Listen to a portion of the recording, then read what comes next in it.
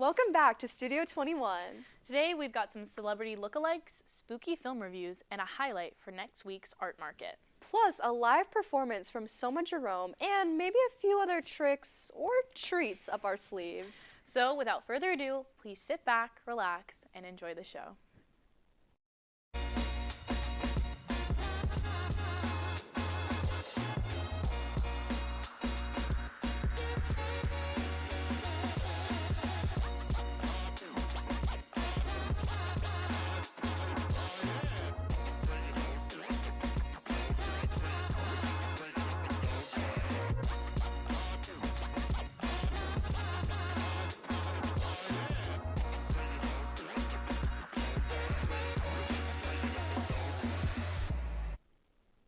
Welcome back to Gossip Guru. I'm Hannah. And I'm Michaela. As you may be able to tell, this episode is going to be a little spooky, so let's get right into it. Hannah, do you think you have a celebrity lookalike? I've actually gotten Steve Harvey quite a couple of times, yeah. Interesting. I've always seen myself as a Timothée Chalamet. Like Wonka, Timothée Chalamet? Yep. Okay, and people tell you this? Of course, it's uncanny. I am upset though because there was a Timothée Chalamet lookalike competition in New York a few days ago and I missed it. And you would have gone to New York. Well, yeah, there was a cash prize of $50. Whoa, that would really change your life, huh? It would have been an easy win too. The competition was nowhere near me. Wait, is that the real Timothée Chalamet? No, Hannah, it's me, Michaela. I know it's confusing. No, not you, the guy in the picture. Please, that guy looks nothing like him. So quiet up and listen down. Nope, scratch that, reverse it. You like chocolate? Our next story is about celebrity costumes. I'm sorry, Hannah, do you hate Timothée Chalamet? No, I'm just trying to do my story. I'm dead to everyone unless I try to become what I may be. Is that Dune? Is that Dune? No, it is Timothy. He has played kings and prophets and a gay 17-year-old in Italy. He has lived so many lives in his work and changed so many in the process. We are the future of the movie industry. As his long-lost identical twin, I'm sure I could get a gig as his stunt double. I'm willing to risk my life for that cause. Michaela, you are at least 8 years younger than him. Sure, he looks great for his age. You have long hair and you're a woman. You don't look like him. That is very close-minded. Okay, yeah, you're right. You're a carbon copy of Timothée Chalamet. Merci. You know he speaks French. Right. Well, unfortunately, that's all the time we have for this week for Gossip Guru. Don't get too scared while we're gone. I'm Timothy. I mean Michaela. And I'm Hannah. Up next, we're going to take a sneak peek downstairs where Carrie is getting set up for the art market showcase before Nellie catches us up on the soundtrack of San Antonio. Stay tuned.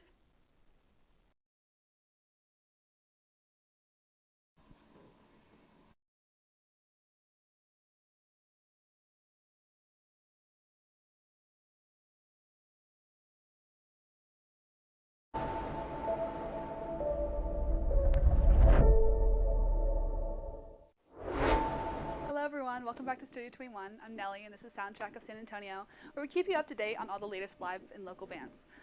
This week, Rod Wave is playing the Frost Bank Center tomorrow, Wednesday the 30th. Then on Saturday, November 2nd, the Wilder Blue are playing at the Boeing Center venue. And then a reminder that Microwave is playing this Friday the 1st at Paper Tiger, and I'll see you there. This week for our local band highlight, we have Soma Jerome, who also happens to be our performers this week. Founded by Loki Hunter and Elliot Richards in middle school, they increasingly added members as years went on, including Trinity freshman Sammy Scheller in 2021. Sammy says his favorite part of being in a band is when they get to dedicate an entire day to a gig. He loves being able to practice and get ready and eat dinner before the show.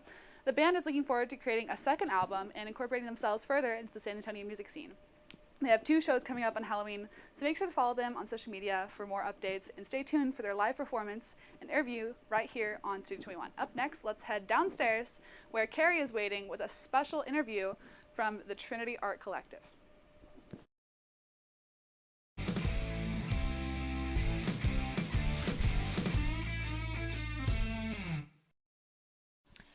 Thanks, Nellie. And now we're here with a representative from the Trinity Art Collective to ask some questions about the annual fall market. This is Ellie. She is the president of TAC. So what is TAC and what is the art market? TAC is the Trinity Art Collective, where we focus student experiences in the arts. We provide studio time, opportunities, and sometimes something as simple as relaxing at the end of the day and doing an art craft.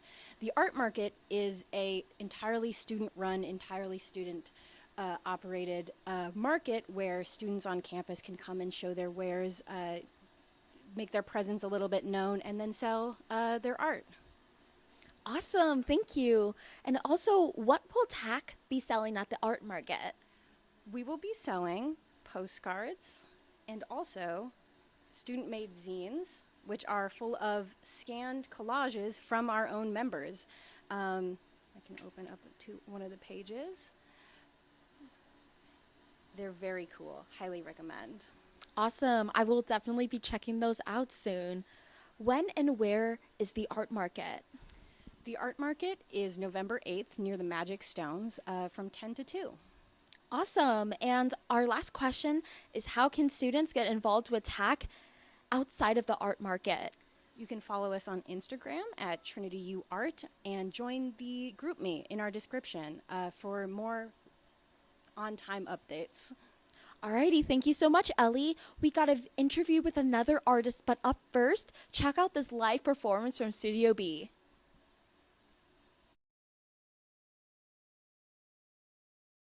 Studio 21, and today and live in Studio B, we've got Summer Jerome performing some of their original songs for us. After that, stay tuned for your weekly cinema reviews, an interview with Summer Jerome, and some trivia madness. But first, here's Summer Jerome with their original track, Primrose. Take it away.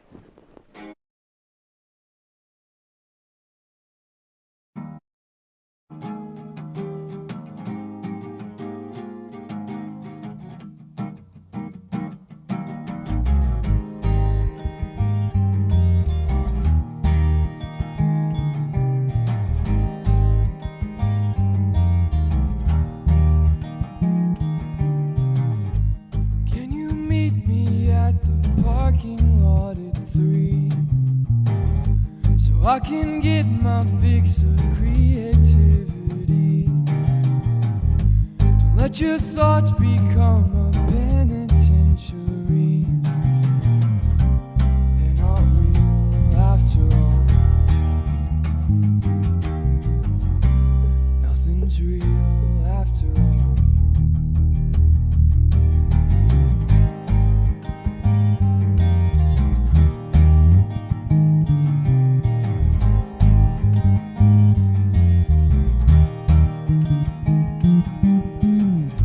Saw you stare at me at the party last night. Kids in lawn chairs, they are bound to start a fight. We sit and smoke away our troubles through the night. You're not real after all. Nothing's real after all.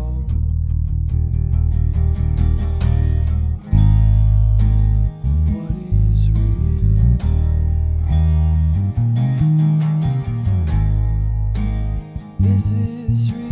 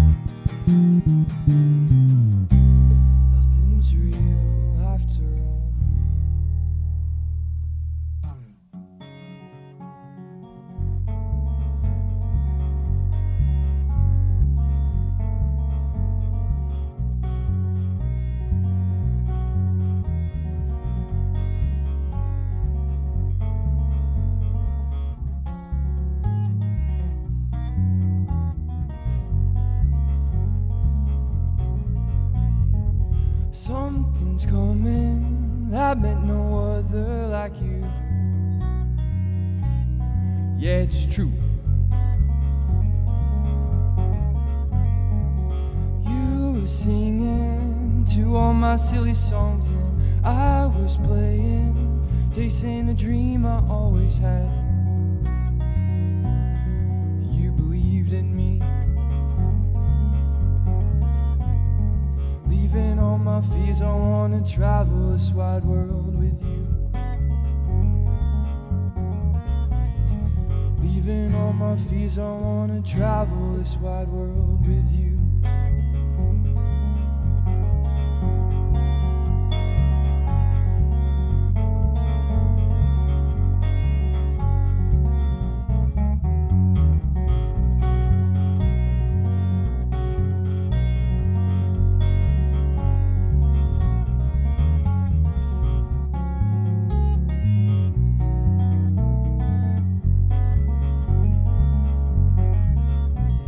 And I couldn't have done this without you. And you taught me so much, leaving all my fears. I wanna travel this wide world with you. Leaving all my fears. I wanna travel this wide world with you.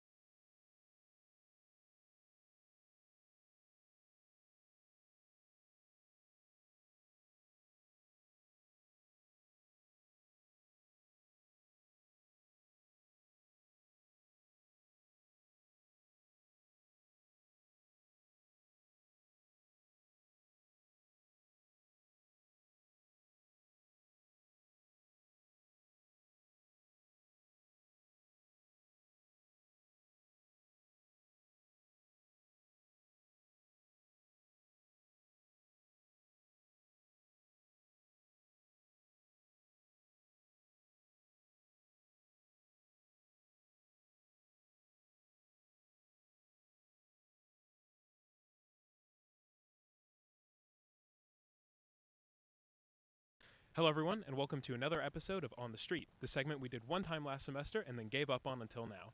I'm Zane, and today we'll be interviewing Trinity students on what their favorite movie is and why. Make sure to stay tuned till the end, because then I'll be explaining why their answers are wrong. I'm gonna cut that. All right, so what's your name? Anthony Romero. Nice to meet you. So what's your favorite movie? My favorite movie is Pulp Fiction. Gotcha, that's a good one. Why is it your favorite? I really love the unique storytelling that Tarantino does, and I've also just loved Samuel L. Jackson's work, and I love how John Travolta played his role in the movie. So Yeah, it's a really interesting film. Yeah, I definitely agree. Thank you very much for your time. It's a great movie. Yeah, thank you so much. All right, so what's your name? Audrey Pettigrew, Gotcha. So what's your favorite movie, Audrey? the Lonesome Dove Gotcha. trilogy. So why is that your favorite? I love the books. It's my favorite, and it's a big bonding experience between me and my dad. And it's just like the most beautiful story ever. Gotcha. I'll definitely have to check it out. So thank you very much for your time. Thank you. All right, so what's your name? My name is Rowan. Gotcha. So what's your favorite movie, Rowan? One of my favorite movies of all time would have to be Crimson Tide with Gene Hackman and Denzel Washington. Gotcha. I haven't seen that. So why is it your favorite? It's one of my favorites because I go for more military kind of movies, and it explores morality during war, because the whole premise is an order comes through to launch a nuclear missile, but the second in command, Denzel Washington, he's like, are we sure we should just immediately jump the gun? And it's this big debate of like, how quick should you follow orders in war, and also, who really has the authority there. Awesome. Well, thank you very much. Thank you very much. What's your name? Hi, my name's Louie. Nice to meet you. So what's your favorite movie, Louie? A Silent Voice. Oh, gotcha. I love that movie. So why is it your favorite? I think, well, first off, it has like history for me because I watched it like 8 years ago, and that's how I got into learning ASL. And so and then I got into the deaf community, and it was just a big impact on me. Gotcha. All right. Well, thank you very much. Yeah, thank you. All right. So what's your name? I'm Anna. Nice to meet you. What's your favorite movie, Anna? Moonrise Kingdom. Gotcha. Yeah, directed by Wes Anderson. It's one of his few I haven't seen yet. So why is it your favorite? I really like I watched it with my mom, so I have like kind of a history with it in that way. And also the cinematography and like the innocence of like the kids and everything. It just makes it kind of heartwarming. Gotcha. All right. Well, thank you very much. Thank you. All right. So what's your name? My name's Marina. Gotcha. So what's your favorite movie, Marina? My favorite movie is Before Sunrise. Gotcha. Love that movie. Why is it your favorite? Like the genre of like shows where it's like normal people in Fleabag, where it's like a lot of conversation but an absolutely bittersweet and terrible ending. Yes. It's my favorite genre. Gotcha. So I think Before Sunrise perfectly fits in that. There's not a happy ending. They don't fall in love and ride off into the sunset, but it feels pretty real. Gotcha. So, not that meeting somebody on a train in Vienna is really real, but yeah, I don't know. I love it. Gotcha. Well, thank you very much. Yes, of course. All right. So what's your name? My name's Connie Lang. Gotcha. So what's your favorite movie, Connie? My favorite movie is The Graduate, to be honest. Gotcha. Why is that your favorite? It's what got me into like watching movies prolifically. I also think it's one of those movies where it changes over time as you watch it. So like the first time you watch it, you're like, oh, it's about this guy, graduates college, doesn't know what he's doing, horrifying. Don't watch it during college. But then the more you watch it, you like look at the other characters and you're like, wow, this was way more interesting movie about a woman who's like lost in Mrs. Robinson. So my favorite film writer once said, you've matured as an adult when you've gone from sympathizing with Benjamin, the main character, to sympathizing with Mrs. Robinson. And that was very insightful. Gotcha. Well, thank you very much. Thank you.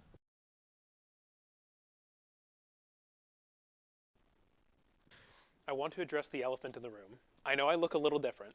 No, it's not my hairline. That's pretty much the same as before. I died. I went 24 hours without listening to a Depeche Mode song, and it proved fatal for me. But I bet if everyone in the crew sings a Depeche Mode song, it'll bring me back. On 1, 2, 3.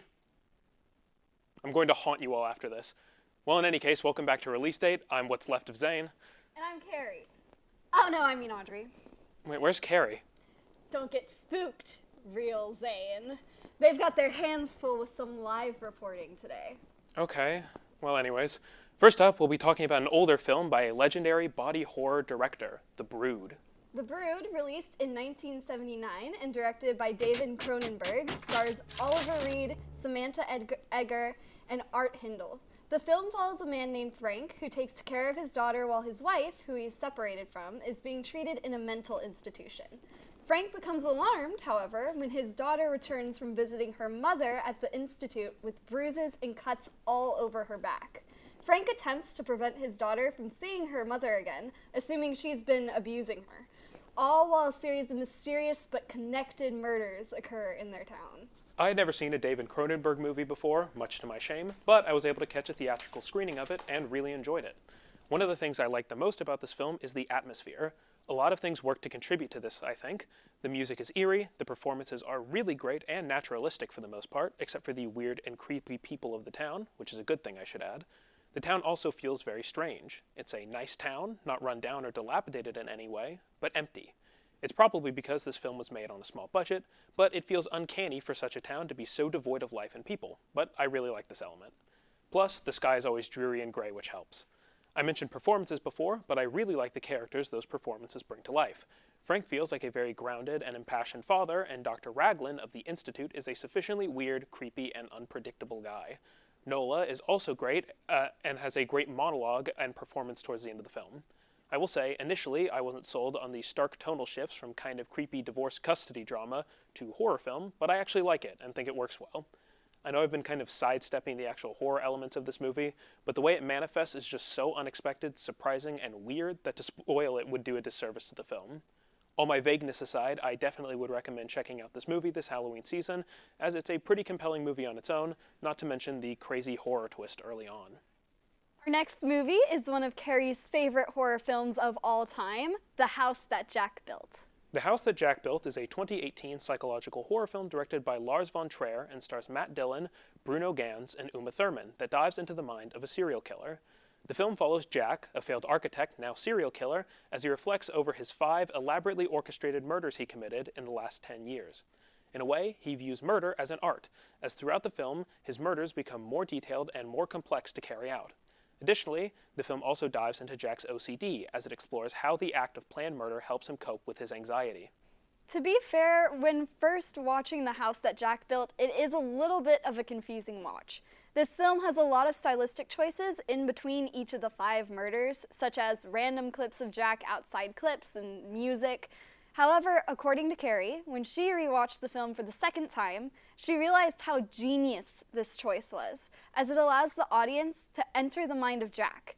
Jack, as sick and twisted of an individual he is kind of relatable, especially to people who have some sort of anxiety. Additionally, the film's editing is very good. The film has 2 very distinctive editing styles, one for Jack's retelling of his murders, which is a very slow style of editing, and his thoughts, which are fast-paced, montages. These 2 styles directly contrast each other as it accurately shows his thoughts versus his memories. His murders are also nothing more than absolutely bone-chilling. This movie at some points can be very disturbing and gruesome. Carrie states that the 3rd murder in the film will probably haunt them for the rest of their life. And the ending of the film is truly jaw-dropping as Jack's insanity is shown in full form. Carrie says that they can go on and on about this film, but honestly she recommends you to watch the film yourself. It provides a unique perspective to serial killer and slasher films, and everything in this film is great. In the end, The House That Jack Built is a disturbed masterpiece that is gorgeous as it is gruesome. That's all we have for you today on release date, but stay tuned to see us go head-to-head with Gossip Guru later for some trivia points on a little friendly competition. And now, please enjoy this interview with Soma Jerome on Studio 21.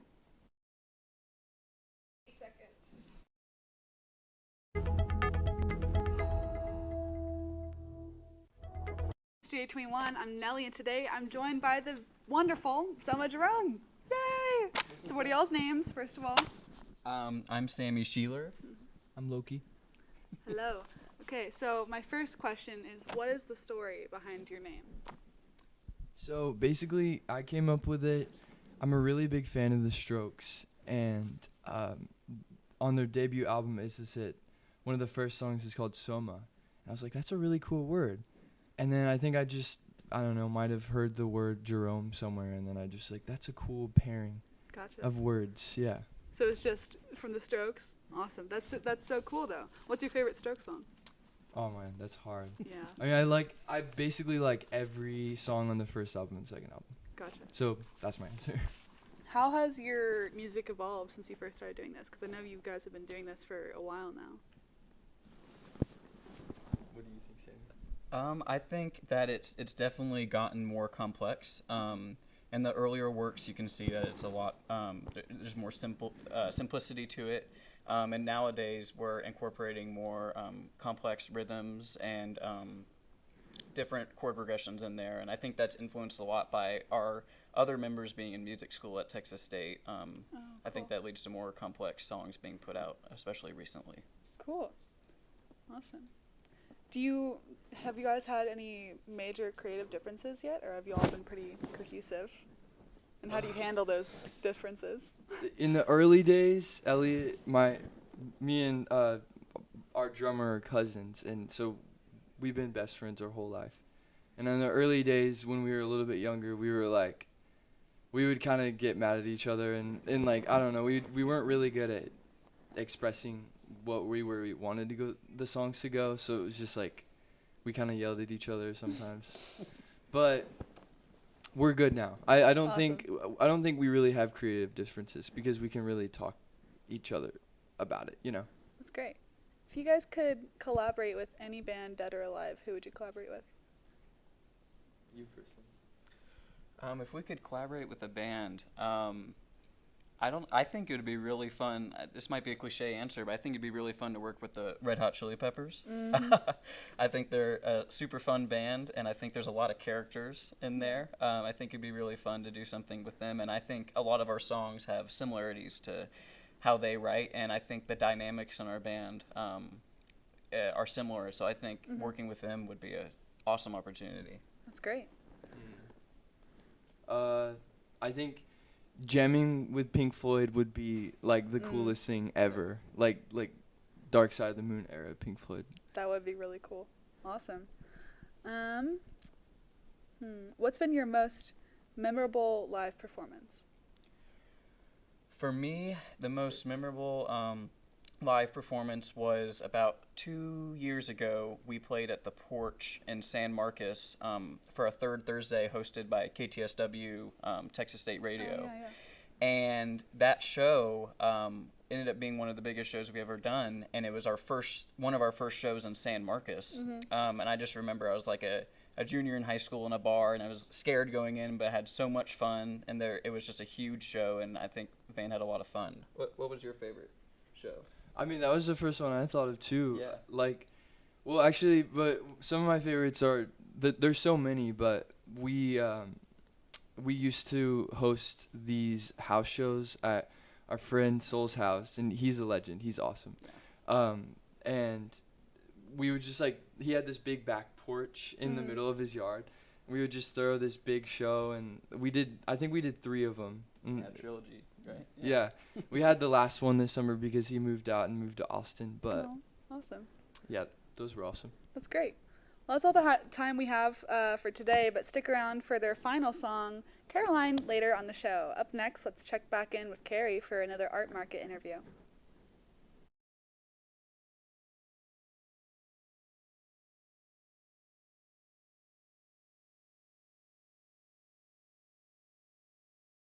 You're so good.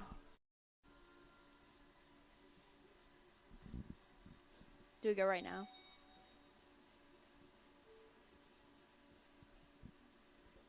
Welcome back to Studio 21.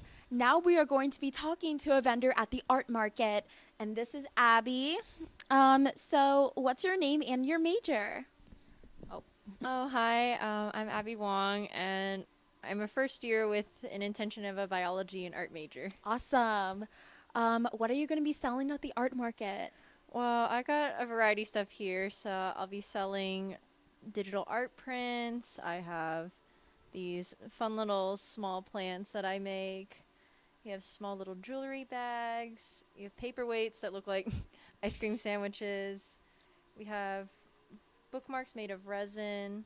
Those ones look really nice. And we have bookmarks made of fabric. We'll also be selling earrings and lastly stickers. Awesome. What inspires you to do your art?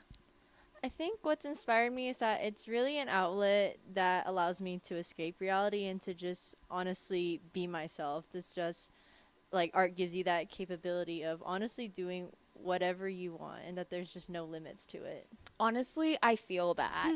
And the last question, have you been part of the market before? No, this will be my first time and I'm really looking forward to it. Awesome. Thank you so much. Thank you. And before we end here, I just wanted to bring up that I will also be selling at the market, and I do have a little bit of goodies right here. So I really love trinkets and trinket collection. So these are pretty much my favorite. So I make a bunch of trinket earrings. These are tardigrades, and I have more here. I also have these bears and these sharks. I'm also going to be selling little shrink like paper keychains. This is a little Meowth that I designed. And lastly, right over here, I have these little dinosaur phone charms. I will be selling like a lot more fish as well because I love fish. And I will be also selling prints as well, but unfortunately they couldn't come today. So make sure to stop by the art market on November 8th from 10 to 1. Be there or be square. And stay tuned for more Studio 21 content. And up next, it's a little time for a little friendly competition.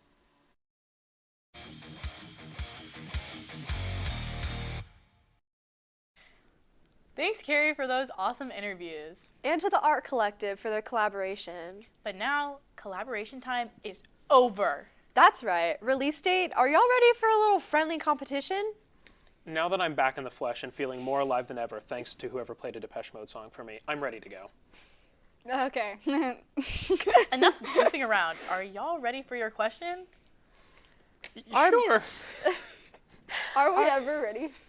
Our burning question for you is, which band sings the 1982 song Hungry Like the Wolf? I know this answer. It is Duran Duran. Unfortunately, that is correct. I know my new wave. I'm wearing my Depeche Mode shirt. I'm That was locked in. really good. I feel like I should be Good job, good job. Being usually on Gossip Guru. Dang it. But That's not my problem. All right, are we ready? Yeah. You want to read the question? all right, which horror movie does the iconic line "Here's Johnny" come from?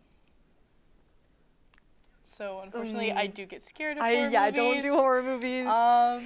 Here's Johnny. I've heard it. I should know I've do we heard think it. Here, like, Chucky's not it, right? I feel like it'd be like, here's Chucky. I'm trying to like look at faces right now. You're not going to get anything from me. Oh my gosh. Okay. We'll probably have, you just go. It's okay. I don't know any. I don't know. I'm like. Is it name's Scream? not even- Do we think Scream? No, no, no. Ooh, well, I don't know. I don't know. I don't know like any other horror movies. Zane is being Like the Jeopardy song is gonna start playing. You go. It's okay. I don't know. Should we go with Scream? Sure. Okay. Scream. It's The Shining. Oh! I thought it was. Okay. Okay. It's okay. That's okay. Gonna lose. 0-2 is crazy. I don't know how he They knew need to that take me for- off of this because I think I'm Me messing too. it up. Well, unfortunately, that's all the time we have for you today, but tune in next week for more trivia, celebrity gossip, and the latest in the movie world. We hope you have a safe and spooky Halloween. And now closing us out with their original song, Caroline, here's Selma Jerome.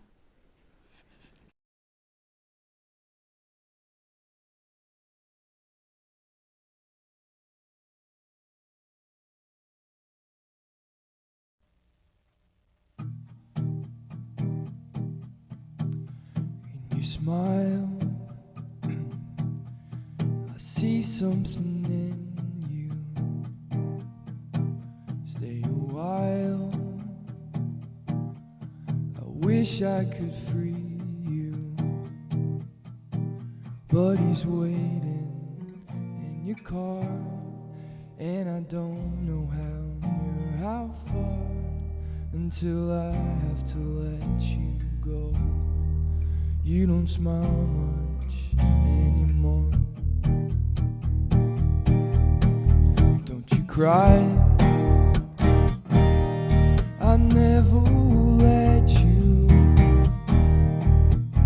You would fly if only he'd let you,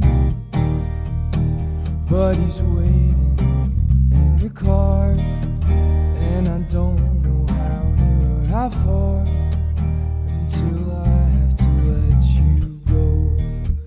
You don't smile much anymore.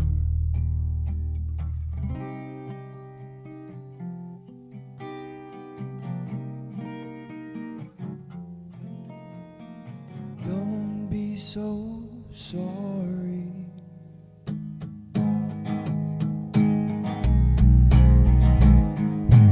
Caroline,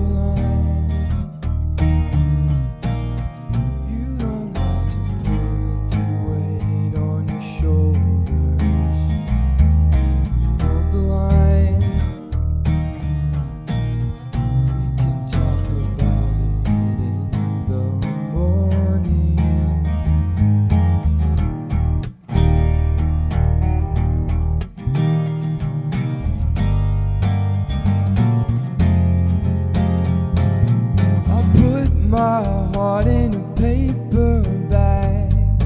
Leave it on your doorstep just to show